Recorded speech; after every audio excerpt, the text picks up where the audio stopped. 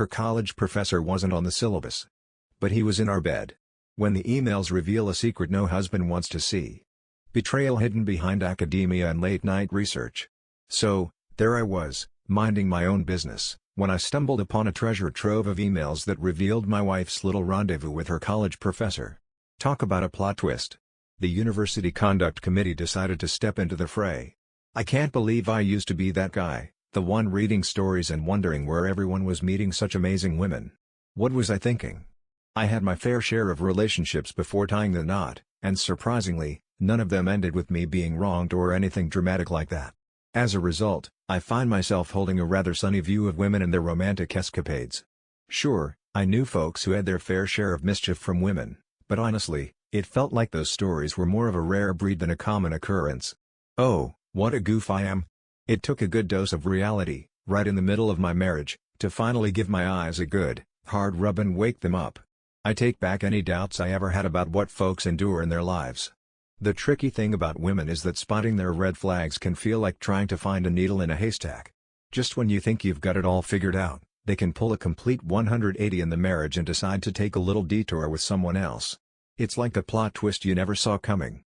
Perhaps they were just craving a little more thrill than their lives were currently serving up. I'm happily hitched to a 39-year-old gal named Hannah. Well, that's her actual name, and honestly, I couldn't care less. She's the type who's basically a walking encyclopedia, always ready to drop some knowledge like it's hot. So, she's knee-deep in her PhD, and wouldn't you know it, that's where all this delightful chaos began to unfold. I've always been in the cheering section for academics, no matter what. So, here I am, a whole year older than my wife, and we tied the knot a decade ago just as she was gearing up to dive into her master's program. Let me tell you, her school journey has been quite the adventure in our lives. She's got brains, so luckily, a good chunk of the tuition gets slashed thanks to scholarships and grants. I just handle the rest like a champ. If you've ever had a friend or family member juggling a graduate degree, you know it's like watching a circus act. Lots of time, effort, and a few too many late-night snacks go into that, especially if they're diving into a research program. So, I totally got it when she was glued to her computer, fingers flying over the keyboard, firing off emails, or chatting away on video calls. It was one of those situations where you scratch your head and think, well, of course. She was practically a permanent fixture at school, even managing to squeeze in a good chunk of her weekends there too. Honestly, I had no reason to suspect that anything was amiss. I mean, who would? It was just another day in the life of me, blissfully unaware and living my best life, right? I'm not the type to second-guess myself, and maybe if I were, I would have picked up on the signs that something was amiss. But honestly, if I had been insecure in this long-term relationship, we would have hit a few bumps in the road long before I stumbled upon the truth. Hannah is practically glued to the hip of a professor in the department, who we'll refer to as Coulson for the sake of discretion. She brought him up quite a bit, but hey, he was her research supervisor after all, nothing suspicious about that, right? You know, it's funny how life works sometimes. I stumbled upon the truth purely by chance, and honestly, it's a bit unsettling to think that if that particular day hadn't unfolded just so, I might still be blissfully unaware that the person I believed I was happily married to for 10 years had been playing a different game altogether. One night, she stumbled through the door, looking like she'd just wrestled a bear and lost. There she was, hunched over her computer at the desk in her bedroom, and I couldn't help but notice her shoulders rolling like they were auditioning for a part in a bad dance routine. Clearly, comfort was not on the agenda. After a marathon of a day, I thought I'd play the hero and offer her a massage. Because, you know, nothing says I care like a good kneading of the shoulders, right? I kicked things off by giving her shoulders a little TLC while she was lounging in her chair. Then, like a couple of pros, we transitioned to the bed, where I kept the good vibes rolling with the back massage.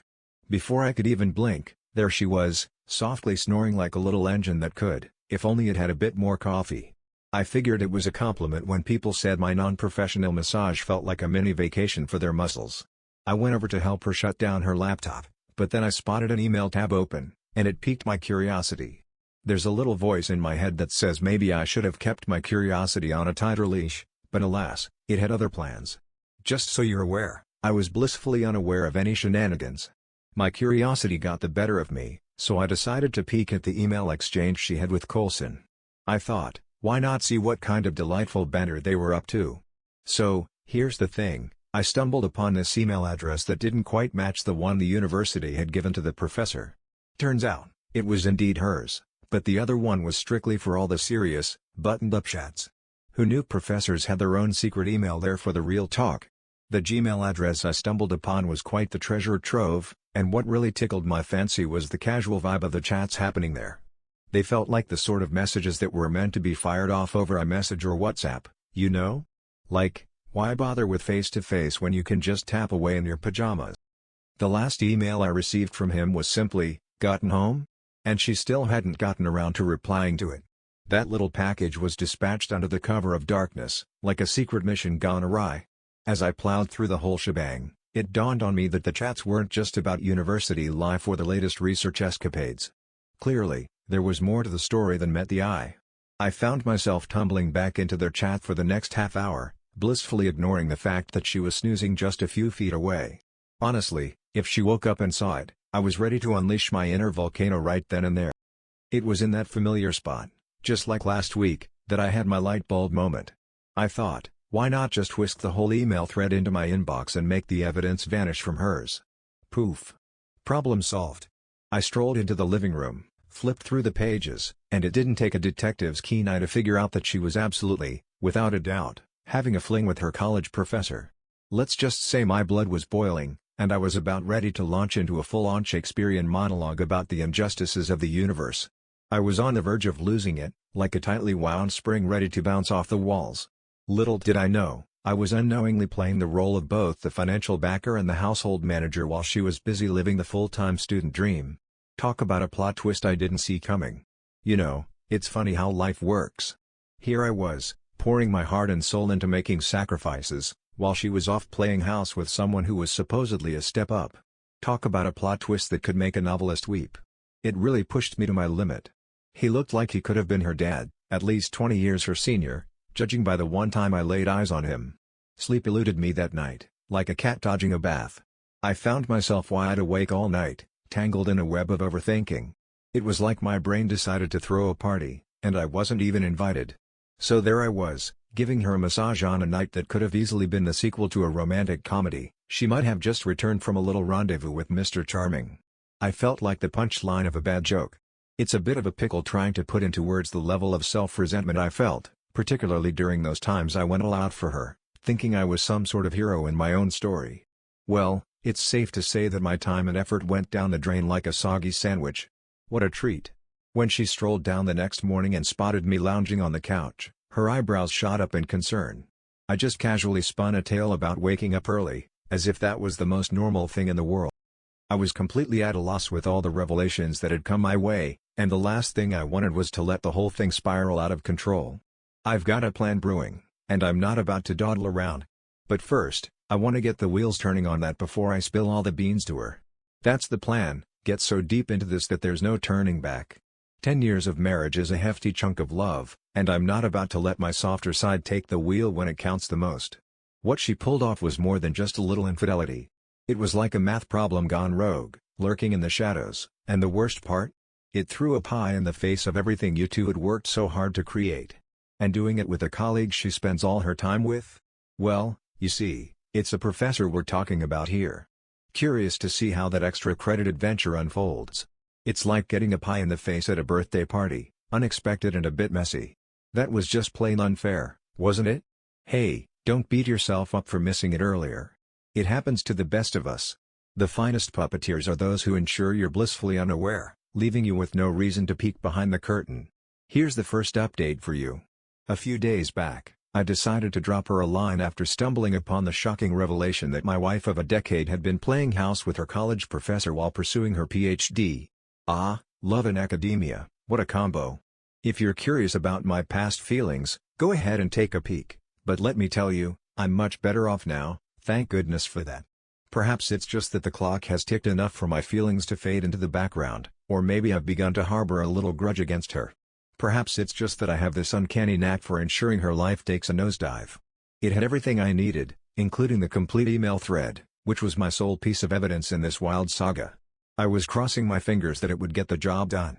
Here's the deal, I get that even if it turns out their relationship is a bit off-kilter, the chances of her getting booted from the university are slim to none, thanks to the whole power dynamic between a professor and a student. It's like trying to tip a cow, good luck with that. So, as soon as I hit send on that little gem, I dove right into the thrilling world of finding a divorce lawyer. I rang up one of my friends, who appeared to be the ideal candidate for my inquiry. After 2 divorces, he finally hit the jackpot in the last one, coming out on top like a champ. Well, I got a tip from him and dashed off to meet the lawyer faster than you can say legal advice. Well, our meeting was a success. Who knew sitting around a table could be so productive? It was almost like we were plotting a bestseller, minus the coffee spills and dramatic plot twists, of course. I laid out the whole scenario as clearly as I could, and from his nodding and grinning, it looked like he was ready to bet the farm that we'd come out smelling like roses. He claimed that even when he had to make the husband appear as the hero, he typically ended up being the one to save the day. In this scenario, I was the hero of the story, and honestly, it wouldn't take much for him to hand me the victory on a silver platter. I've got a healthy dose of skepticism when it comes to lawyers, but I decided to roll the dice and take his word for it. He gave me a heads up on when we could finally get this divorce show on the road. So there I was, minding my own business, when I spotted Hannah. I wasted no time in telling her that I was officially over it. I could have twiddled my thumbs waiting for the papers to be ready, but honestly, that just didn't seem like my style. I just couldn't afford to waste another day pretending I was in the dark. Well, I suppose that's how I'd picture her response if she were as perfect as a freshly polished apple, but given that she thought I was about as sharp as a marble, her reaction wasn't exactly shocking. She kept asking if I was pulling her leg, but I'm pretty sure my face was broadcasting a big, fat nope. Then she shifted from wondering if I was pulling her leg to asking why, again and again, like a broken record stuck on a particularly perplexing tune. I suggested she give it some serious thought. I casually inquired if she had pulled any stunts that might earn her a one-way ticket to divorce court. I watched her mull it over, and I could practically see her professor's face flash through her mind like a bad movie. But in the end, she just shook her head, a definitive no, as if she were swatting away a pesky fly. Coulson, my friend? So, what's the deal with him? That was all I managed to say, and I could practically see her bounce out of her seat. I could tell she was weighing her options, probably thinking about playing dumb and pretending she had no clue what I was on about. But before she could pull that stunt, I casually dropped the bombshell that I'd seen the emails. No use in dancing around the truth, right? At that moment, she was hit by a wave of panic. She began to clarify that it wasn't a big deal, that being so close to him all the time created a cozy atmosphere, and the whole affair kicked off on a day when she was feeling a bit wobbly. She mentioned that he became a bit more mellow after their first encounter, and surprisingly, it turned out to be a boost for her studies. She mentioned that she intended to call it quits right after graduation, claiming it was all just a physical thing. She claimed it was even lighter than air. She was attempting to explain that it was all about the transactions, but the words just wouldn't cooperate with her. I couldn't be bothered. She was attempting to smooth things over, but let's just say her efforts were about as effective as a screen door on a submarine. Every word out of her mouth was like tossing gasoline on a fire. I let her know that while I appreciated her attempt to explain things, it wasn't exactly going to pull a rabbit out of a hat and stop the divorce from happening. It turns out, she had been playing the field for quite a while, and her emails were the unwitting whistleblowers in this drama. Who knew that a little digital oversight would lead to such a plot twist? I told her I was thrilled to escape the kind of misery that I hadn't even realized I was wallowing in. At that moment, I rose to my feet and casually mentioned that I had already had a chat with a divorce lawyer, and that we'd be kicking off the process before you know it. She wasn't exactly thrilled about it and clung to me like a koala as I attempted to make my escape. She was wailing like a banshee, insisting I couldn't leave and apologizing for her past mischief. She just wouldn't stop saying it was a mistake and that she loved me, like a broken record stuck on a particularly dramatic track. I mentioned to her that I was feeling a bit unloved, and if she truly had feelings for me, she probably wouldn't have gone off and cheated with someone who could have been her dad. Talk about a plot twist, right? So there I was, giving her the ol' heave-ho, and then I made a beeline for her bedroom, locking the door behind me like I was securing the crown jewels. A couple of hours later, I passed her a suitcase packed with her must-haves and casually mentioned that she could swing by later for the rest. But, of course, I added with a grin, she'd need to bring a buddy along for the ride. At that moment, she just lost it. As the clock ticked past midnight, I offered her the couch for the night, with the friendly reminder that come morning, she'd need to be on her way. She didn't put up a fuss, thank goodness, but the tears just kept flowing. The following morning, I opened my eyes to find her still lounging around, And let me tell you, it really rubbed me the wrong way. I pretended she was a pesky fly buzzing around my head, swatting away her attempts to chat like a pro. It was a real talent, I tell you. I stepped out of the house for what felt like a mere moment, and when I returned, poof. She had vanished into thin air. Classic, right? A couple of days later, I handed her the divorce papers, like a not-so-fun surprise gift she never asked for. There was a bit more blubbering, but I made my grand exit right after she put pen to paper. I was relieved she didn't decide to throw a fit over that one. Well, here I am, just waiting to wrap up the divorce and see what the school board has to say about that report I sent. Fingers crossed it's not a plot twist worthy of a bestseller. Here comes the second installment of our ongoing saga. Here I am again, ready to spin you the yarn about my PhD wife and her little escapades in the land of infidelity. Well, I was really hoping to have a report on my divorce by now, but it seems like that saga is still unfolding. Let's not get bogged down in the details, instead, let's celebrate the fact that the investigation into her and Coulson's relationship has wrapped up like a cozy blanket on a chilly evening. Well, it turns out that discovering a professor has been cozying up with a student, especially one he has a direct hand in grading, wasn't exactly met with applause. Coulson got the boot from his university gig because of that, and I have to admit, it put a little spring in my step. His age was just a number, and honestly, it was a relief since he was her secret partner in crime. Gladness all around. At his age, he really should have known better than to engage in such silliness. Well, she didn't get the boot, but they did shuffle her off to a new supervisor, which, let's be honest, was like hitting the snooze button on her research timeline, definitely not the wake-up call she was hoping for. To add a little spice to the mix, the investigation decided it was a good idea to dig into her past work. You know, just in case her romantic entanglement with a certain someone had given her a leg up in the favoritism department. Aside from getting a rather bland email from the conduct board announcing that the professor in question had been shown the door, I got the juicy details straight from Hannah herself. With tears streaming down her face, she recounted the tale, all the while pointing fingers in my direction. Well, sure, I had my hands in the pot. But let's be honest, I wasn't the one who lit the fuse at the start of this whole chain reaction. I felt pretty good about it, really. It was just her getting a taste of her own medicine, plain and simple. It seems she might be missing a little detail. With her research getting delayed, she's probably going to have to stick around in the program a bit longer. And guess what? That means she'll need to cough up some more tuition, too. I didn't see that price tag coming for her. Talk about a wallet workout. There was a chance that the whole scandal could lead to her scholarships being yanked away, considering she was no longer the shining star they had in mind. I figured it was about time to swing by and share that little update. Fingers crossed that the divorce wraps up soon, so I can finally close the book on this whole dramatic saga. I'm feeling a bit worn out. You never set out to be the villain in her story.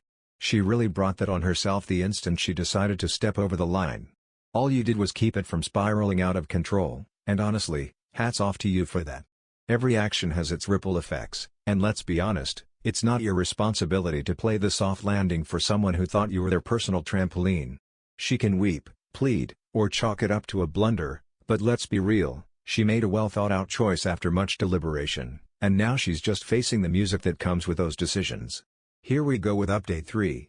So, here we are, hopefully wrapping up the saga of my ex-wife, the PhD student who decided that her thesis wasn't the only thing she wanted to be graded on. She also had a thing for her professor. She snagged a few tuition discounts, but I was covering the rest, ensuring she could focus on her studies without juggling a job on top of her already packed schedule. She chose to repay me by getting cozy with her professor. Ah, the twists of life. I took it upon myself to ensure he was shown the door and that her academic plans hit a little snag along the way. That was about all I had in me. Well, the divorce is finally wrapped up, and I couldn't be more thrilled about it. It's like finishing a long, tedious novel that just wouldn't end. Cheers to new beginnings. Well, it seems my little escapade of reporting our relationship to the university didn't exactly win me any brownie points. She really went for the gold in trying to drain my wallet during the divorce. She mentioned that she was counting on me and that a little support from my end would help her keep her studies rolling. I pointed out that most folks her age would be out there grinding away at jobs, while she was the one happily stacking up degrees like they were trophies on a shelf. She could join the workforce like the rest of us mere mortals. She insisted that I was the mastermind behind her decision to hit the books. Well, that was a whopper. It was a whole lot of going in circles for no good reason. Well, It turns out we had to face the music in front of a judge because our ability to agree on anything was about as likely as finding a unicorn in a coffee shop. Well, it turns out I've been drafted into the role of a financial cheerleader for her studies until she crosses that graduation stage. Who knew I'd be supporting a scholar instead of a sports team? On the bright side, the support was all about keeping the lights on and the fridge stocked, leaving her academic worries completely off the table. Well, it looks like she's going to have to crack that nut all by herself. I managed to hang on to the cozy little spot we called home and the trusty old car we both took for a spin. I was totally okay with that since we weren't really dividing anything in the first place. Most of what we had came from my sweat and tears, and I really handed her a lot by letting her keep running after that elusive school dream. That was her source of joy, perfect for packing up and taking along to the next guy she'd decide to stray with. So, there she was, storming into the house like a whirlwind, realizing that her little romantic detour might just add 2 extra years to her program. And let me tell you, she was ready to unleash a rant that could rival a Shakespearean monologue. She created quite the spectacle, and I had to dig deep to resist the urge to show her the door. I mentioned to her that I might just have to ring up the police if she didn't get her act together. She claimed it didn't matter to her at all. She insisted that I was obligated to foot the bill for her tuition right up until she tossed her cap in the air at graduation. I gently pointed out that it was a bit silly to think that way, considering it was her own actions that derailed the free ride she had going on. I suggested she either give her parents a ring or join the workforce like the rest of us, instead of attempting to dodge the whole adulthood thing. That bit really got under her skin, and she went for a slap, but I managed to dodge just in the nick of time. At that moment, I couldn't help but chuckle, and yes, I went ahead and called the police.